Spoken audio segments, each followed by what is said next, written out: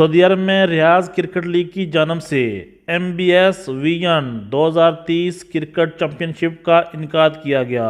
1.5 ماہ جاری رہنے والی کرکٹ ایونٹ میں 60 مختلف ٹیموں نے شرکت کی، جبکہ 4 ٹیموں نے فائنل میچ اپنے نام کیے۔ سعودی عرب کے دارالحکومت ریاض میں ریاض کرکٹ لیگ کی جانب سے وزارت محنت اور سعودی کرکٹ سینٹر کی معاونت سے T20 کرکٹ چیمپئن شپ کا انعقاد کیا گیا۔ سعودی ولی عہد محمد بن سلمان کے ویژن 2030 سے منسوب ایونٹ میں 60 کرکٹ ٹیموں نے حصہ لیا۔ 1.5 ماہ تک سنسنی خیز مقابلے ہوئے، جبکہ آخری روز فائنل میچز میں کھلاڑیوں نے شاندار کھیل پیش کیا۔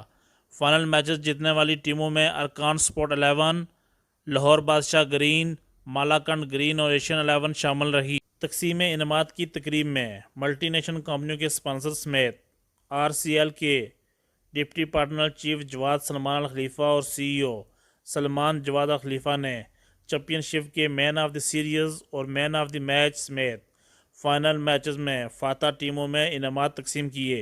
ریاض کرکٹ لیگ کے صدر حنیف بابر کا کہنا تھا کہ ہمارے لیے یہ بات قابل فخر ہے کہ اب کرکٹ کا کھیل سعودی عرب میں سرکاری سرپرستی حاصل کر رہا ہے، جس سے کھلاڑیوں کو آگے بڑھنے کے مواقع ملیں گے اور ICC میں سعودی کرکٹ ٹیم کی پوزیشن مزید بہتر ہوگی۔ الیاس رحیم، بیورو چیف KE نیوز، الریاض، سعودی عربیہ۔